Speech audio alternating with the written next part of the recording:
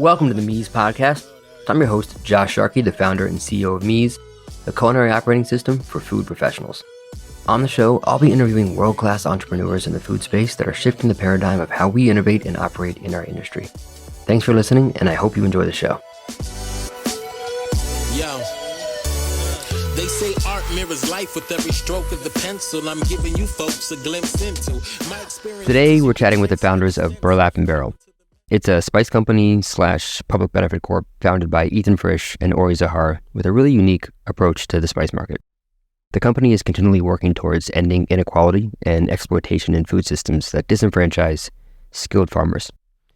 Specifically, what that means is they use only single origin spices, and they work directly with these small farmers around the world, not only to procure their spices, but also helping them to incorporate practices and measures so that they can sustain their own packaging and exporting within their own farm to ensure that their business is economically viable. The result here is that Burlap Barrel have been able to sustainably procure some of the most incredible spices you'll ever taste, coming directly from the farmer, from harvest to jar to our kitchen. I first learned about the company through Floyd and Barker Cardo's when they were working on their FC Masala blends. They've partnered with Burlap Barrel to produce those blends, and I tried some of the products and I was blown away.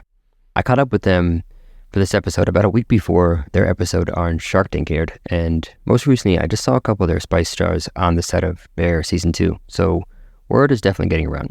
It would be too hard for me to call out any particular product since they're all really good, but I would just recommend going to their website, burlapandbarrel.com, and seeing for yourself. In the conversation, we talk about the origin of the company, how they were able to find and work with so many incredible small producers around the world, and there's always a lot more, so I hope you enjoy.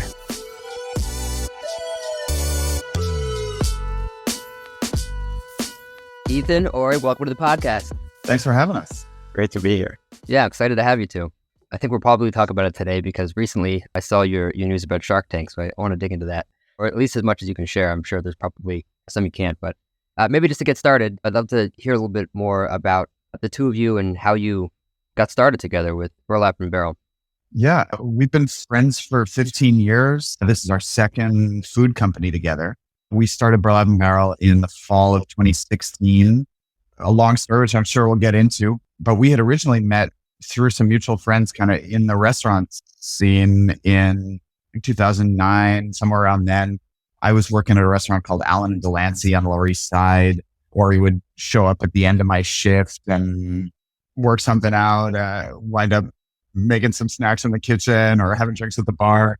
We became such good friends and we decided to start an ice cream company together, an activist ice cream cart, flavors inspired by revolutions and political movement. We sold ice cream from a little cart at different markets and kind of on the stoops of friends' restaurants around Lower Manhattan, mostly. It's the summer of 2010. What was the ice cream shop called? It was called Gorilla Ice Cream. Calling it an ice cream shop even is a little much. Like we were renting space overnight in a restaurant kitchen to produce all the ice cream. I was making all of it. Basically, Ori had a full-time job at the time. I had left my job at Tableau, where I had worked with Chef Floyd to start this. But it was an ice cream cart in New York City. You can't run it after September anyway. We were donating our profits to the Street Vendor Project, a nonprofit that was advocating for street vendor rights. Turns out they also had a frozen, insulated kind of little push cart that we were able to borrow for them for that summer, in kind of exchange of that was the agreement. So that got stored in the basement of my building. That thing got miles on those tires, by the time the summer was over. But it went really well and it was really fun. And we got a lot of attention and kind of got to try our hands out at working together and seeing how we could kind of go from being just friends to being business partners and see what we could do to tell a kind of interesting story about ice cream in a city that has ice cream in any single corner, at any single bodega, at any single place you can find ice cream around the summer. But what could we do to do something that was different and interesting and kind of captures people's imaginations? And after 4 months of doing that and me getting 3 cavities, somehow we kind of wrapped up that summer of ice cream, but both just wanting to find the excuse to work together again. Yeah, it sounds like it was a good testing ground for learning how to work together. Yeah, exactly. It was like, let's see, are we ready? Are we ready to really do this? And in those years, I had been working in advertising at the big marketing agencies and kind of cutting my teeth learning how to do that. But after the summer of that ice cream business, I want to do a real startup. And in my mind, that meant a venture back, blah, blah, blah. And through some friends of friends, I ended up starting a mortgage company. So my background was in business, and that's what I'd studied and had all kinds of funny entrepreneurial projects, as did Ethan too, throughout his life. But it ended up, we met some folks that ended up financing us to start a mortgage company, me and another co-founder, and we moved to San Francisco and tried to just help guide people through this really complicated and confusing mortgage process. When do you get points? What is APR? How do we use technology and a better process to have everybody kind of come together around getting you a faster, better, cheaper mortgage? And that was the classic Silicon Valley story, in that we raised a bunch of money, $32 million over 4 years. We grew and grew and grew, and we hired and hired and hired. And at some point, our Series C fell through. The investors were never planning on investing in us. They were waiting to drag us into bankruptcy. We were kind of walking along, and we realized it. We cut the company from 105 employees down to 8 and prepared it to sell to somebody. But this was really crazy roller coaster, super intense, of grow big, spend the money, spend more than what you can, unsustainable, but hopefully kind of get the companies through some kind of exit. And obviously it didn't work out. We ended up selling our company to one of our investors for way less than we raised.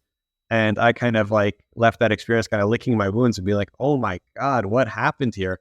But also learning a lot about what to do, and even more about what not to do in the world of actually running the company. And that's right when Ethan kind of jumped back into the picture finally, 6 years later, after talking about what company and what we would do next. That's where Ethan gave me fill in the blanks. So the ice cream venture happened, and then 7 years later is when you got back together to, wow. That's right. Well, I can feel your pain on the venture side. I've been running, venture-backed company. There's a lot of trials and tribulations. It sounds like you were a product of the power law. Yeah.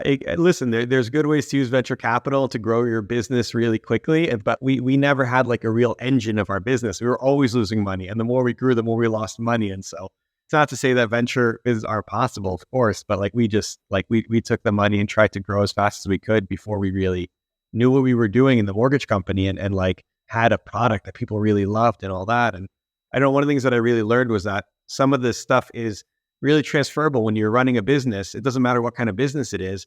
You're making decisions on prioritization, on focus, on hiring, on team, on pricing, on customer service and all that stuff. And so whether you're running an ice cream shop or a mortgage company or a spice company, I got better at it with every kind of version of it. And so it was a really useful experience that kind of made me a better entrepreneur, cutting my teeth at each of those phases. I bet. Well, so we sort of learned a little bit of the impetus why you started this ice cream shop together. Why did you start Burlap Barrel? What was the catalyst for that? Yeah, I had left New York after Gorilla Ice Cream to go to graduate school for international development. My undergrad degree was in history and political science. I wanted to be an aid worker. So I went to London to get a master's degree in international development. Lived there for a year. I cooked in a funny pub in East London, cranking out Yorkshire puddings and Sunday roast while I was in grad school. And then after that, moved to Afghanistan, where I wound up living for about 2.5 years. I worked for a big nonprofit, visiting and writing reports about construction projects that we were funding in really remote rural areas in the mountains in the northeast of the country, in a province called Badakhshan primarily, but really drive up a dry riverbed for 5 hours to get to a little village where we were building a school, and sit down with the governing council of the village, meet with them about what was going on with the construction project. And I wound up eating at a lot of little roadside restaurants or people's homes, or going to markets on the road. Because I traveled all over northeastern Afghanistan, and a variety of wild cumin that grows in the mountains. I had never tasted anything like it. I'd worked at Tabla. I'd worked at other places. I thought I kind of knew my way around the ice cabinet. And then I just never tasted anything like it before. So I started bringing it home, along with all kinds of other stuff, dried fruit and nuts and honey and saffron and all kinds of other cool ingredients, particularly from Afghanistan. But the cumin was really the star of the show. And I started sharing it with friends in the restaurant industry, and the response was very enthusiastic. I realized that even the best restaurants in New York City could get anything they wanted in terms of meat or dairy or truffle, all kinds of other crazy ingredients. Spices that were no good out, and you could buy the same kind of commercial crap that you find in the supermarket, often worse. Right? Restaurant supply companies were often selling something that was lower quality than a supermarket product. And that was where we started pieces together. I called up Ori. This took several years, as you mentioned, to get through. I probably started bringing cumin home in suitcases in like 2012, 2013. And then finally wound up launching the company in 2016. But that cumin was kind of the realization for us that there were high quality spices being grown around the world, often in countries where the people who were growing really needed access to funds, were really ready to grow their businesses, but didn't have access to the market to do that. And that we found out there was a market that, especially initially with professional chefs, they were interested in those kinds of things, in those kinds of products. Wow, I love that, man. Yeah, well, I definitely want to dig into a lot of the ingredients today. Maybe we can start with the sourcing and how you're finding these spices, because it's really incredible. And we have to talk about the wild cumin, because it's one of the many spices, of course, I have in my cabinet from Burlap Barrel. And I literally just sometimes just chew on it, because it's, how often can you actually chew on cumin? But like with those seeds, you can. But the way that you source is probably one of the most incredible parts of the business. And it really sort of opens up this world of thinking about spices in a different way, because as you said, we're so used to this commoditized group of spices that we get in the restaurant, these giant plastic jugs of cumin and black pepper, and it's all very sort of cookie cutter. And at Burlap Barrel, you can go on the website and you see that there's these varietals of all of these spices. And there's also, it seems like maybe even just single crop, purchases that you're doing. So you want to talk a little bit about like what your process around how you're sourcing these spices? And I believe you're buying it when you can, like the entire crop from a farmer. And I'd love to hear sort of how that works. Yeah, that realization was exactly where we landed in probably the summer of 2016, that the spices available both to professional chefs and home cooks were craft. There was no appreciation or even awareness of the agricultural process behind a spice. Spices are plants grown by farmers or in many cases foraged wild.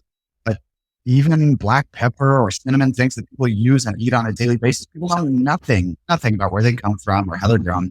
And the reaction that I saw to that cumin, especially, really that stuck with me. So we started to see if we could find other producers in other countries who could provide spices of a similar kind of quality level, but also a uniqueness. We connected with a cooperative of farmers in Zanzibar, Tanzania, Indian Ocean, growing incredible black pepper, cloves, cinnamon, nutmeg. Through an NGO, we met a cardamom farmer in Guatemala. So those were our first suppliers.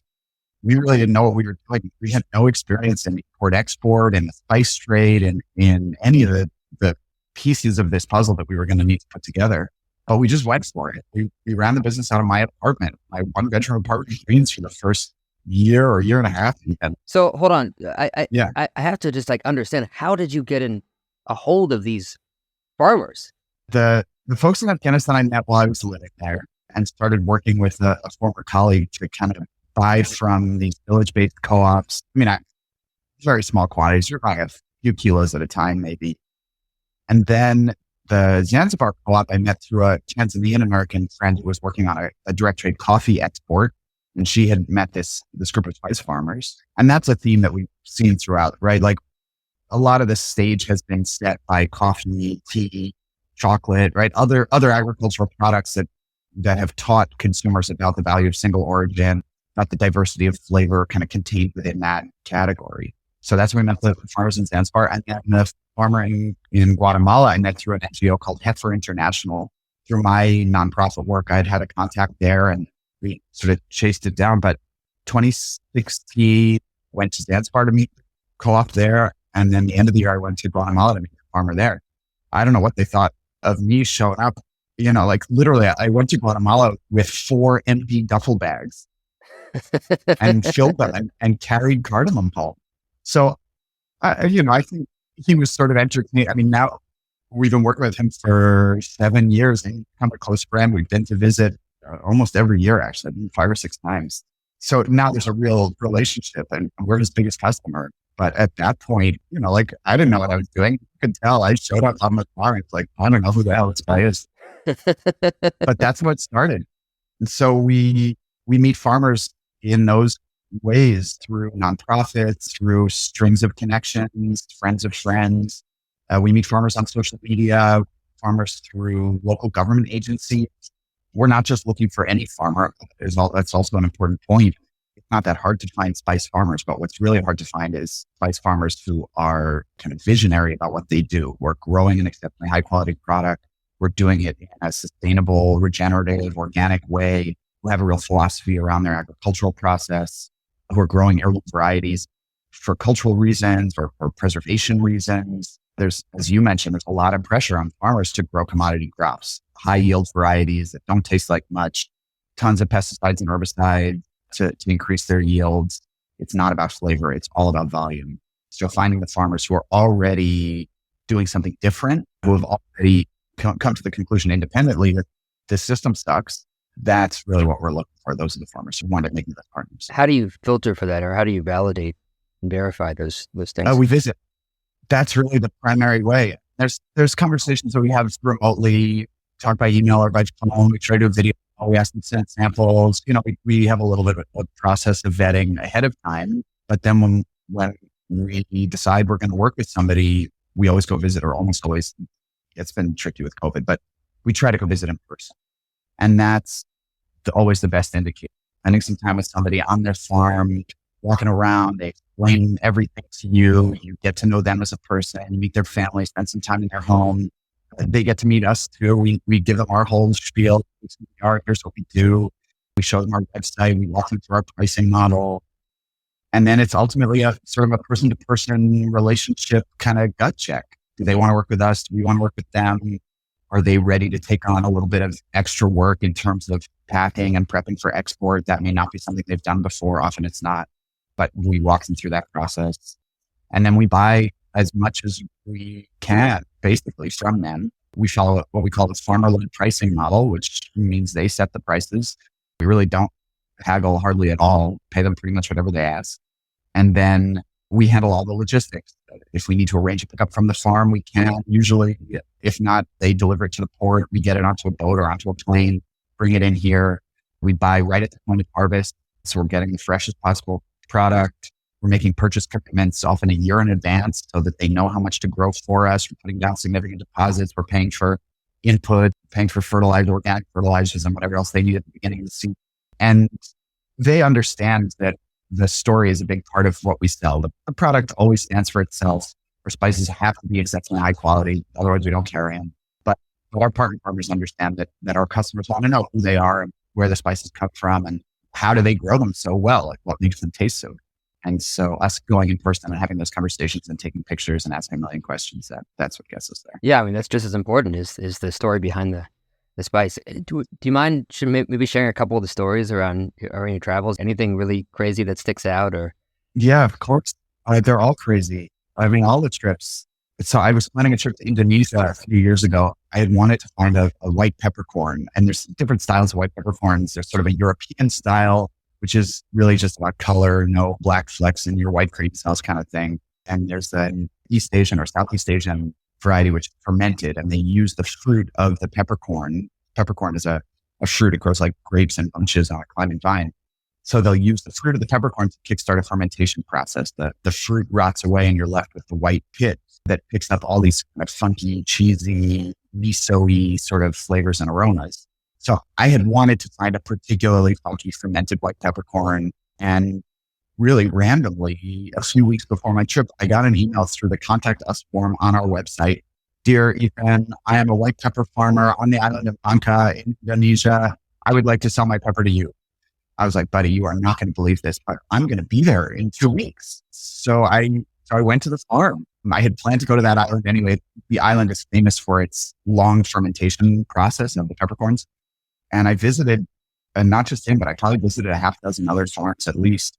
And he was far and away the best, both in terms of quality, but also in terms of that sort of entrepreneurial spirit, right? That hustle to find us online, reach out to us, want to make this happen.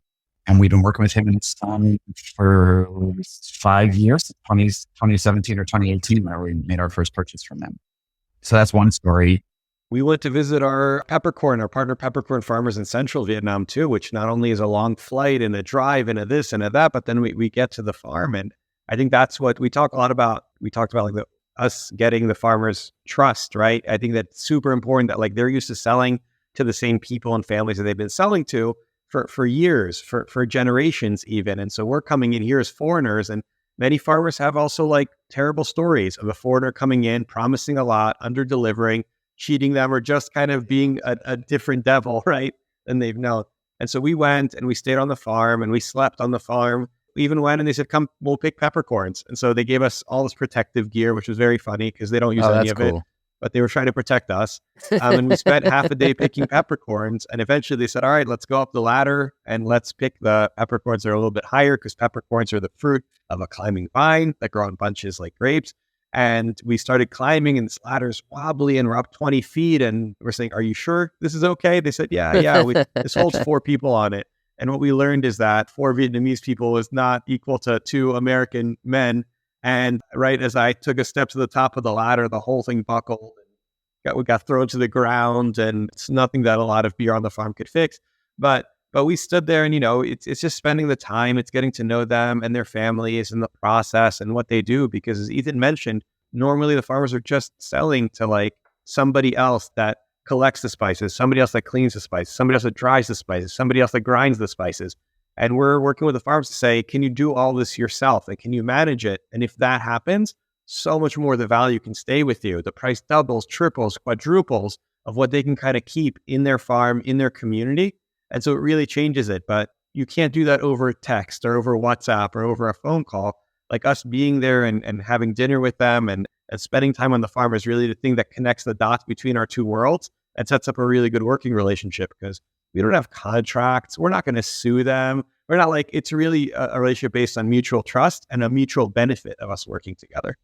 Also just sounds like just a lot of fun to travel all these places. Was that like near Da Nang in central Vietnam or somewhere outside of Da Nang? Or? The farm is in Dak Lak, so like northwest maybe of Da Nang.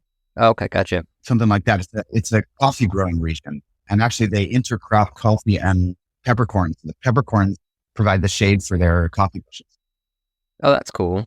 There's probably a million of these ingredients that you are in love with. Any ingredients that you're like super excited about right now? Or yeah, we last year rolled out a line of what we call origin blends.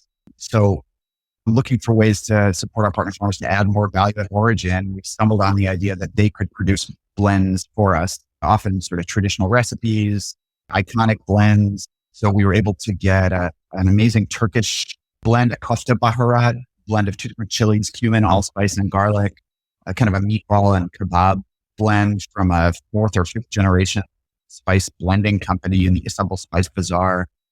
We're working with a co-op of farmers in France, in Provence, for Herbes de Provence.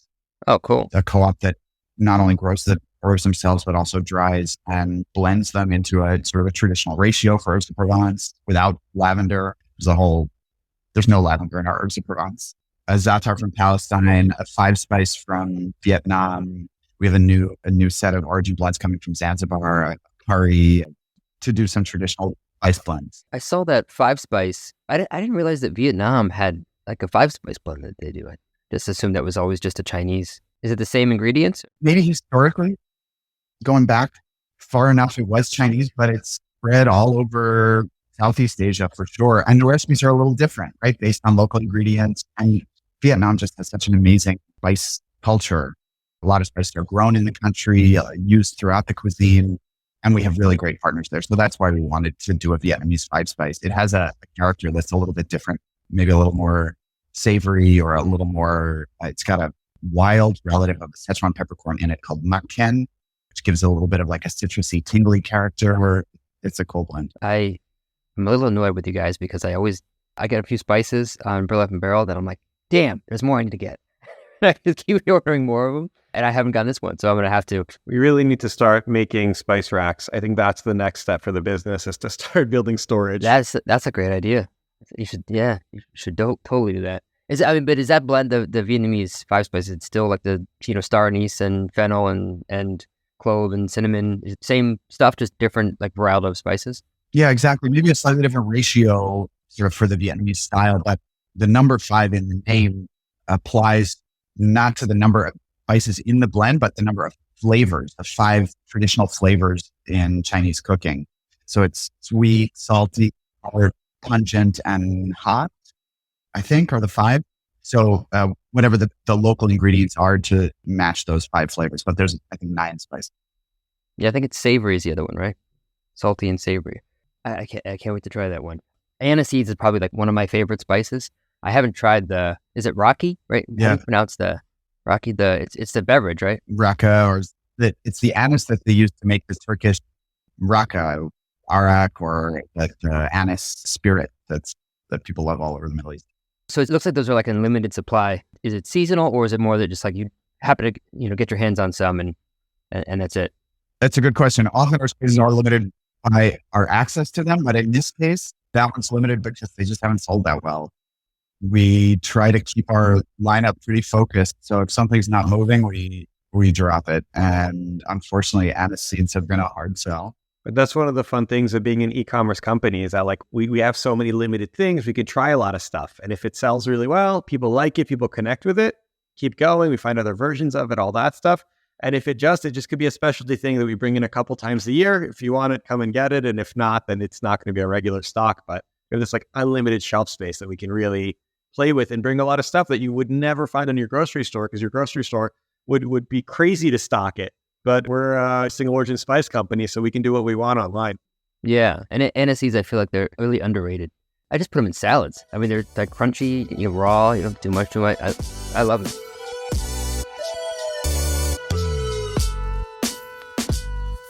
This podcast is brought to you by Mies, the culinary operating system for food professionals. As a chef and restaurant owner for the past 20 years, I was frustrated that the only technology that we had in the kitchen was financial or inventory software. Those are important, but they don't address the actual process of cooking, training, collaboration, and consistent execution. So I decided if it didn't exist, I'd do my best to get it built, so the current and next generation of culinary pros have a digital tool dedicated to their craft.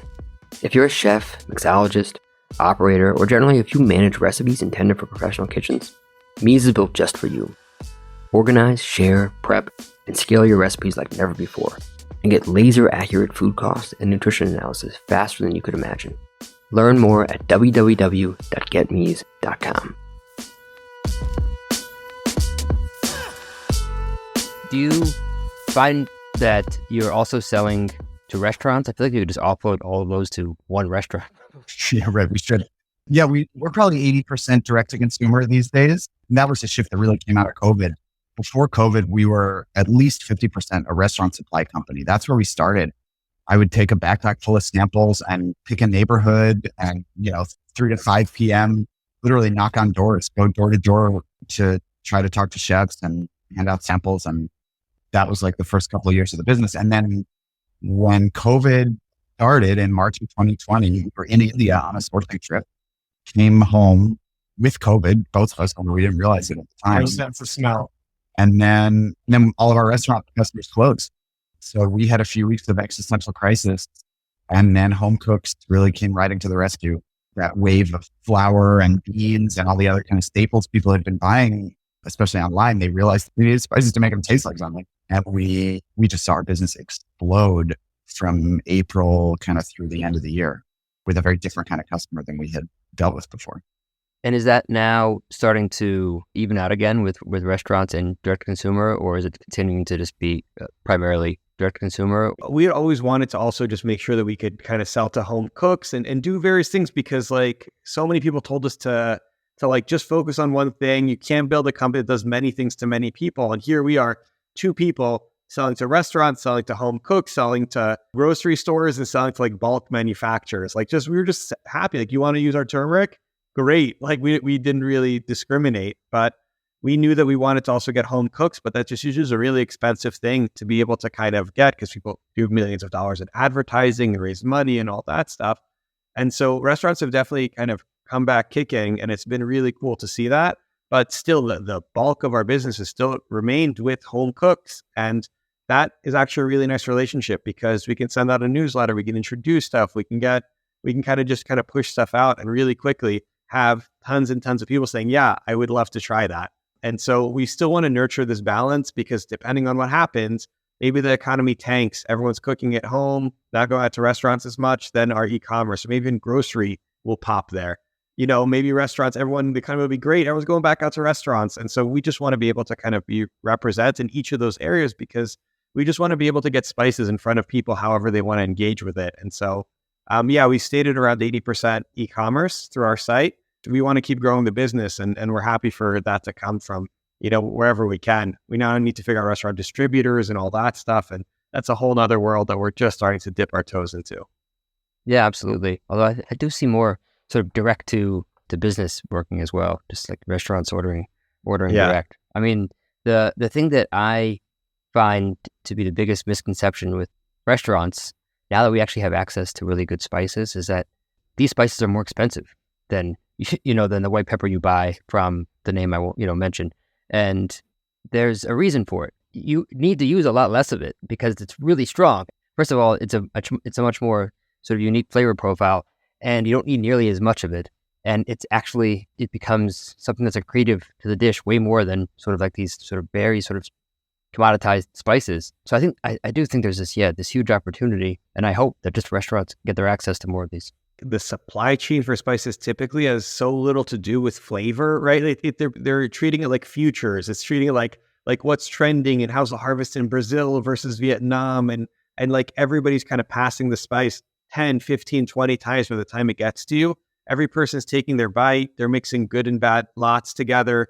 Quality goes down and cost goes up. And so really the spice industry is not built around maximizing flavor. It's not built around treating farmers well or getting customers the right thing. Like cinnamon sticks are always this exact same length because that's what fits in the jar. Green cardamom was always the thing that came in because it kept its intensity over long and long transit times.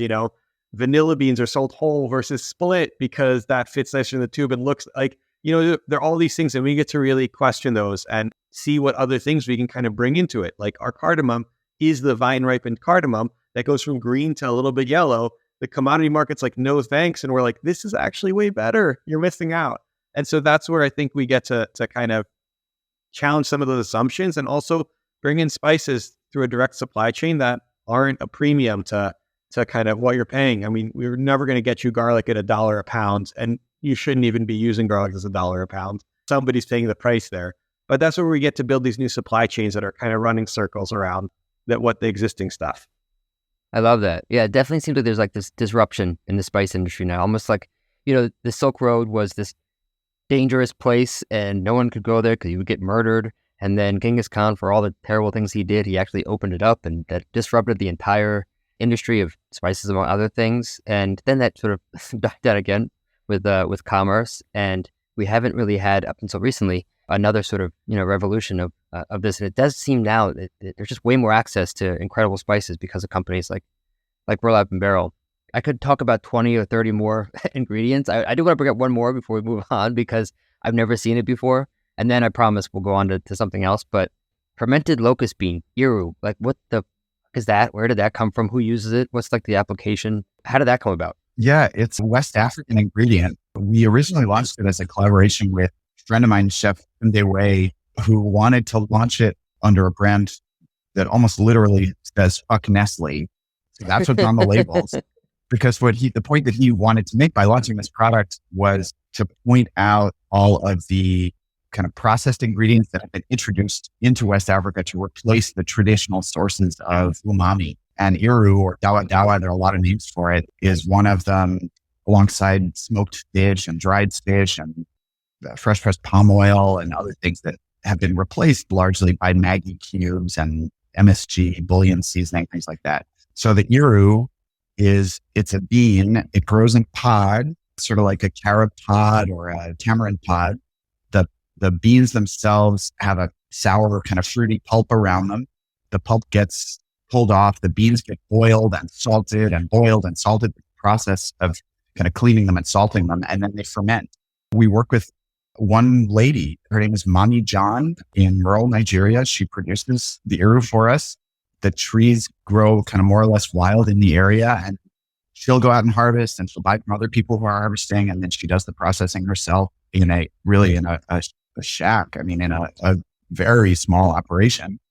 And then we buy it from her. We put a little process in place to export it rather out of Nigeria and then import it here. And it's done really well. We had originally launched it kind of as a novelty. We weren't sure how people were going to respond.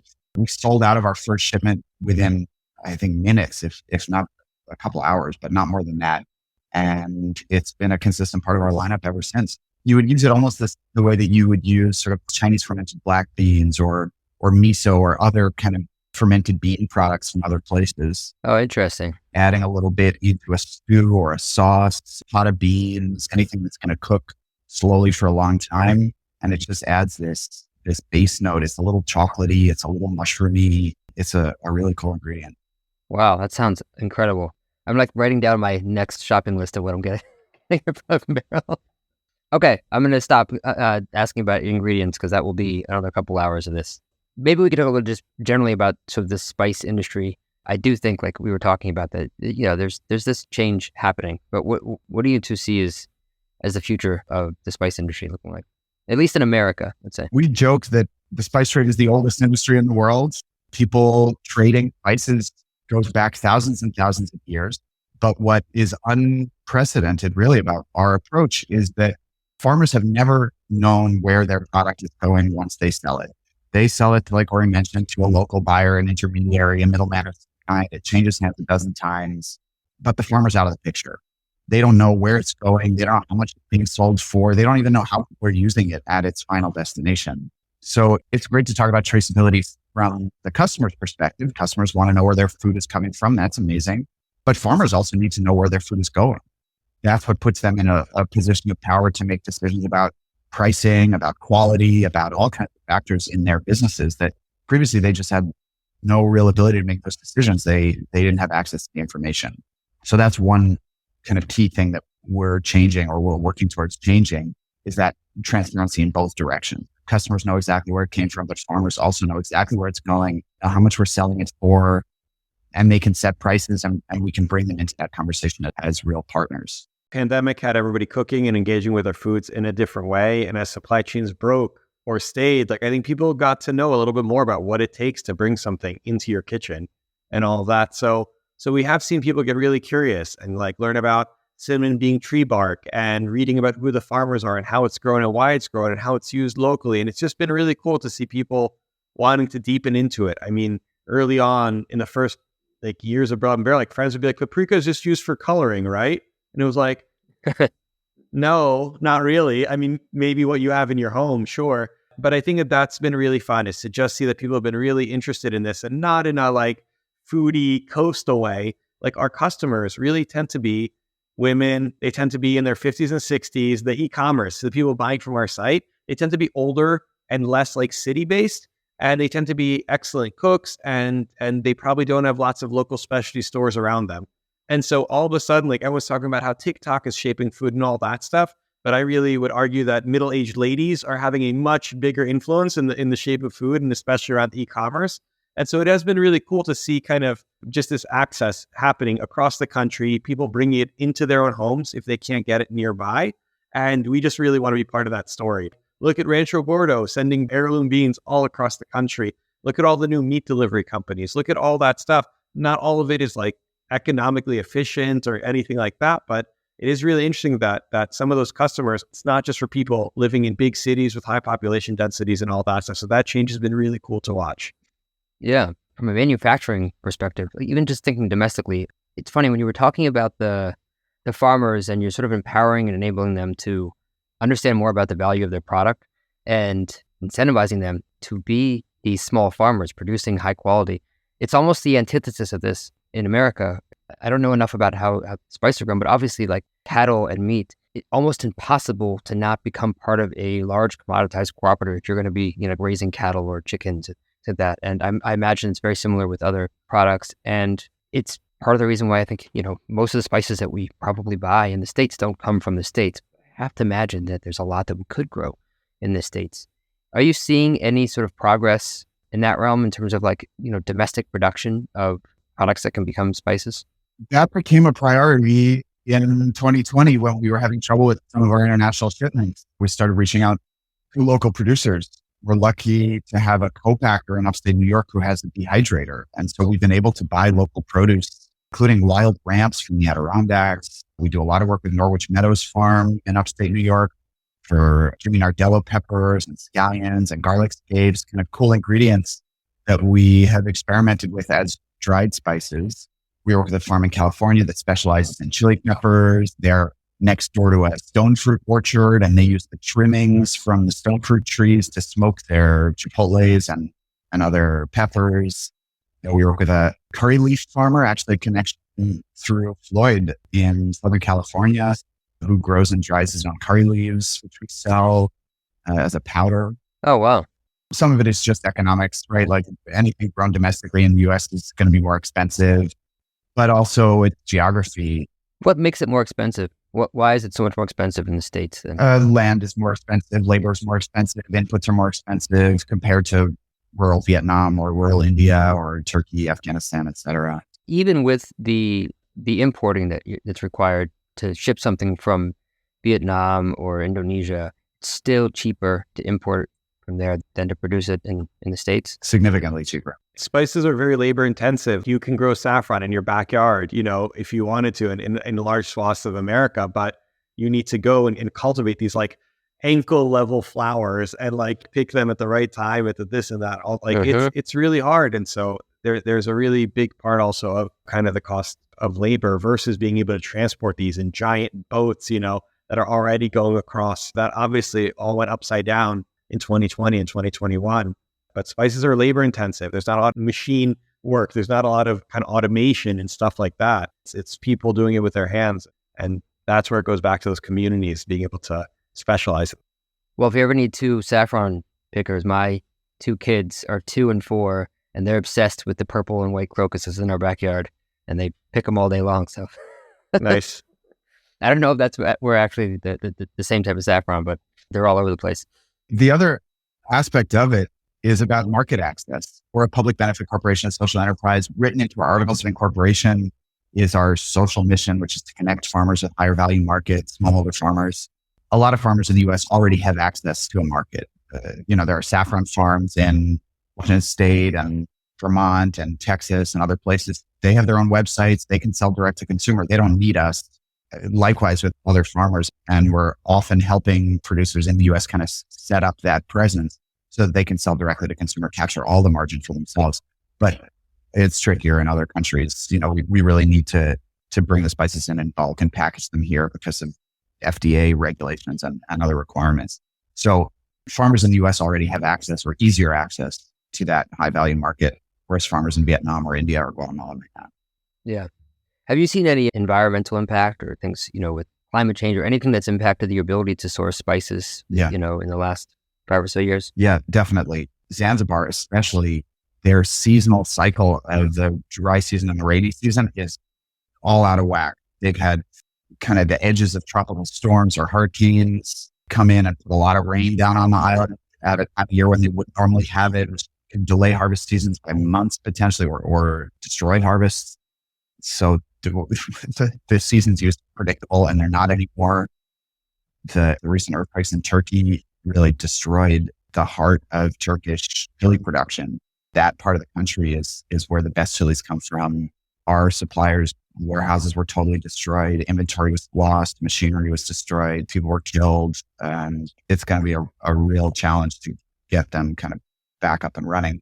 That's not climate change related necessarily, but it's definitely government lack of regulation or enforcement around building regulations. It's an earthquake-prone region, and they rush to urbanize and industrialize.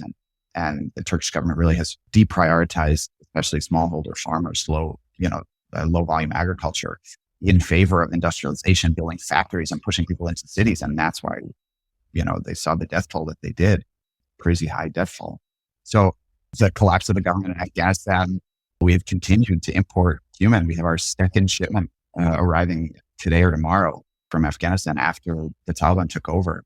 But it's really tricky. It's complicated to send money. It's complicated to pay people, complicated to do all of the regulatory work, the registrations that we need to do to register our suppliers there. And then the logistics of getting it out of the country are always changing. We just never know what we're going to deal with the next year. So there's a lot of ways that climate change, that geopolitics interact with our work. But that's just part of what we do. When you're using these spices in the kitchen, just to be able to be thinking about these things, I think is really important because there's so much that goes into getting that spice to your table. Yeah, so much. People have no idea the amount of work, the amount of care, not just us.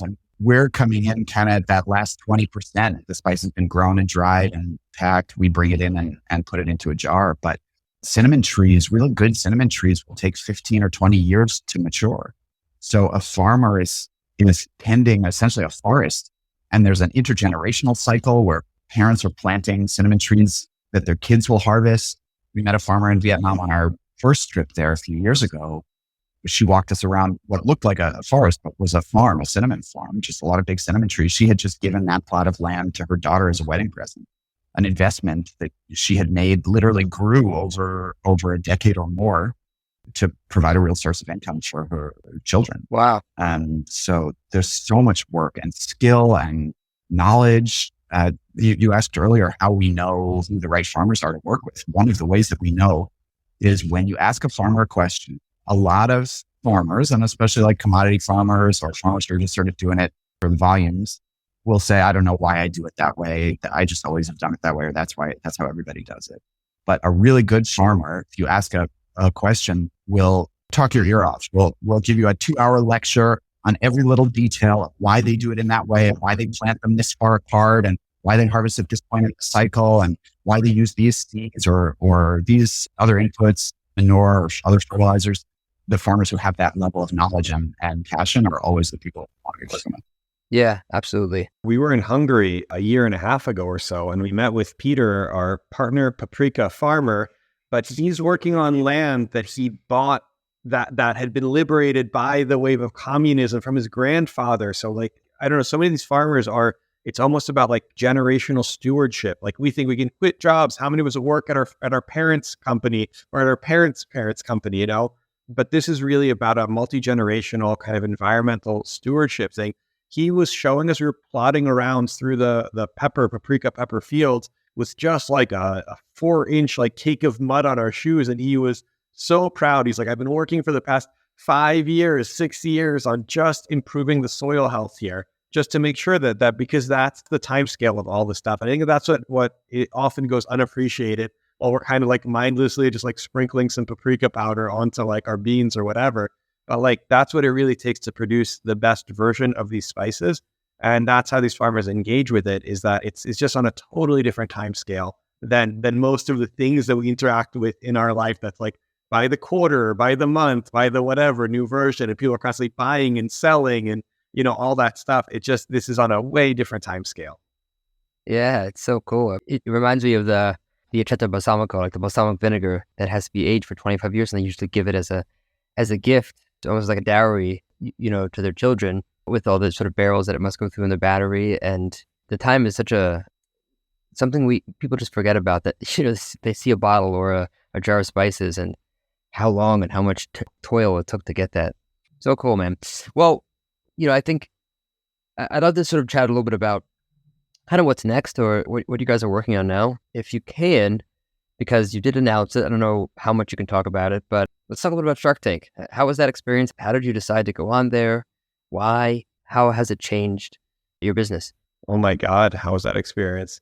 Well, we talked to a lot of other food entrepreneurs that had been on Shark Tank, just to learn about what it was like, how did it impact your business, you know, what happened, how much work was it, all that stuff. And we talked to so many entrepreneurs, and they told us, listen, they like your business. They make fun of you. Like, you got to give a 2-minute infomercial presentation to somewhere between 4 and 10 million people in America, you know, depending on how it gets watched. And so they gave us positive experiences. And so we reached out to a lot of those folks, asked them to introduce the producers. Last season, they said, no, thanks. We have another company that kind of is in the area of spices. And then this year they said, okay, fine, send us your video. And so we waited until we were in Guatemala and in the cloud forests of the cardamom fields. And we filmed this like 9-minute video to pitch them and tell them all about our business. And they got excited about it. And then we spent the next 3 or 4 months working with a pair of producers to turn that from this like rough thing to the Shark Tank format. This is a thing that's in its 14th season. So they have a real specific formula on how to do it and all that stuff. But then it was really just like such a blast. It was a ton of work.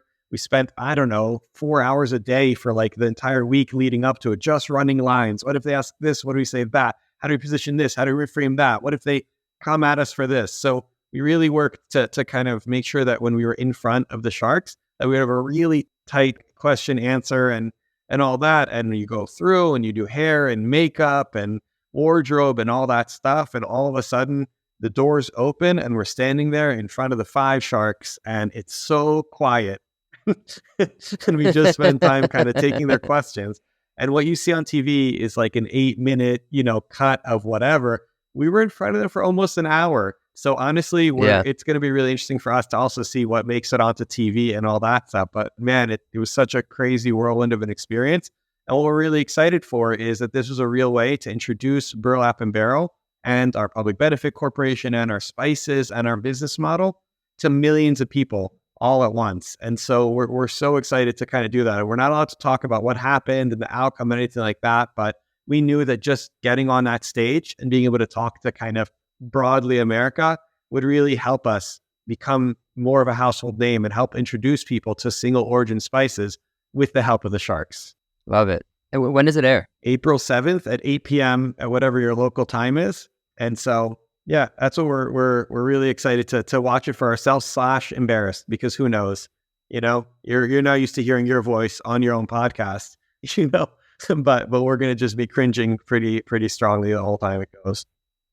I can't wait, man. That's congratulations. It's really exciting. It doesn't really matter what happened. To your point, the fact that you were on there, the fact you're able to talk to that many people. Yeah, and it's really commendable what you went through to get there. And I'll tell you, they give us a 3-week heads up before the episode airs. Like they're always like, it may not air. You don't know. Like they give us a 3-week heads up, and then we are like, okay, what do we need more than 3 weeks to do? Because as a food company, like we don't just have inventory sitting around. We manage it really tightly. And so like we really had to get ready ahead of time after we filmed. And then they gave us the heads up and we're like, oh my God, now we have to do all these other things to just get ready of how does the site look? What about our email flows? What about our inventory levels? What about labels? What about this and that? So we're working through all that stuff right now is how you're catching us in this like hectic prep mode. Yeah. Do you feel ready? Yeah, I think so. We're also a company that's not like, 6 months in, we just had this idea and like, this is our we're now over 6 years in. And so we feel like we kind of have built a kind of finely tuned way to get spices packed and into people's homes. And so we're now ready to get a big wave of kind of attention from this whole show. I love it. Well, yeah, it sounds like you're certainly going to get a ton of attention on TV. As we're wrapping up here, obviously we talked to a lot of chefs and restaurant folks. I'd love to just sort of ask you, how can chefs get more involved with Burlap and Barrel? They want to learn more, if they want to start digging into these spices. Yeah, thanks for asking that. We have a great wholesale program. You can email us wholesale@burlapandbarrel.com, or you can email directly Ethan@burlapandbarrel.com. We love sending out samples. Happy to send you anything that you'd like to try, play around with, see what it does in either your regular menu items or new stuff that you're playing around with. And then we often have small quantities of specialty or some more rare spices. That's something people are looking for. But we sell our spices in food service containers, the 1-pounders. And we also have them in bulk stacks in many cases, 20 to 50 pounds, depending on the spice. So if people are looking for larger quantities, we have those too. And if you'll call us out on your menu, we'll send you lots of stuff. That's great. Hats, aprons, whatever you want. We'll do it.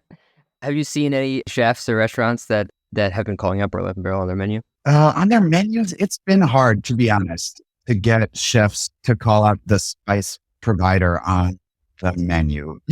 Generally it's meat purveyors or dairy or other kind of the spotlight items. But we supply a lot of great restaurants: 11 Madison Park, Blue Hill at Stone Barn, Shape and East. We also done work with Sweet Green and Chopped and Dig in the New York and Boston area. Fast casual farm to table place is a big customer of ours. So we've done a really wide spectrum of work with restaurants. There's a ton of incredible chefs using spices. I think it would also be really cool if they could call out the farmer that spice came from as well. Now, which sounds like they can do with Burlap and Barrel. We were working with a small restaurant group in Boston. We brought their culinary director to their people to Zanzibar to meet the farmers. I'm going to take that as you just invited me to Zanzibar on your next trip. Come on by. Yeah. Anything else you guys want to share with the audience, or anything you want to sort of throw out there that we should know about Burlap and Barrel, or want to share with the world? Just to think more about where your spices come from. They're pure flavor. It's a way to change the dish fundamentally with a tiny quantity of something. And better spices are really better. We've seen the revolution in coffee. How high quality coffee compares to, something pre-ground in a tub. The same is absolutely true for spices. And it can really have a huge impact, more than people realize. I just think that people always kind of underestimate their impact on companies, on their success and all that. So like if you're a chef and you like our spices and you ask your food service distributor, they're listening and we have a way better chance of them kind of carrying us. If you ask your local grocery store to stock our spices, or even just if you want to try our spices, let us know and reach out. But really, I think that people kind of underestimate it, sometimes get a little bit jaded about like all food companies are evil and who knows and whatever. But supporting us, your local food your local food makers, other public benefit corporations, other people that are doing it right, it goes a way longer way than you think to kind of that marginal dollar really helps build a new ecosystem for food and really helps support these new supply chains. So don't underestimate the power of your dollar. I love that. And by the way, also, I just wanted to thank you both for helping out with the FC Masala contest. It was incredible. We saw so many great recipes, and Marco was really in awe, as well as the other chefs involved with what people came up with those blends. And it wouldn't be possible without you guys. So thank you. Yeah. Well, it's been such a special project to be involved with. We had been working with Floyd for about a year before he passed on those masalas. It was his idea. He had reached out to us about it. We had worked on most of the recipes, or finalized most of the recipes. And then Arca texted me on the day of his funeral and said, we have to do this. Like, we can't stop this project. So we did. She's been a very close partner of ours ever since. We went up to the co-packer together to blend the spices. The first batch must have been September of 2020. We wanted to launch in time for his birthday, first week of October. But the blending machine that our co-packer had ordered was delayed because of all the supply chain issues. We wound up blending 250 pounds of each blend, 3 different blends by hand in these huge tubs. Ori, me, and Barca, like each one of us was in a tub with plastic gloves up to our elbows, mixing these spices by hand, like playing in the sandbox. It was crazy, but she was going to get it done no matter what. And we were ready to do anything we could to help her do that. So that's how we made it. But they've consistently been some of our best sellers ever since. I think a testament to his reputation, his name, and then the quality of the blends. You know, he had created these over decades of work in kitchens, fine tuning his recipes, and it really shows. Yeah. We just had the anniversary of him passing too, so this will be in honor of him. Well, thank you both. This was awesome. I learned a bunch. I'm sure everybody did. So thank you, and I look forward to our trip to Zanzibar. Yeah, you're on. Thanks for having me.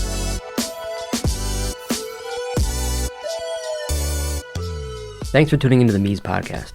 The music from the show is a remix of the song Art Mirror by an old friend, hip-hop artist Fresh Daily.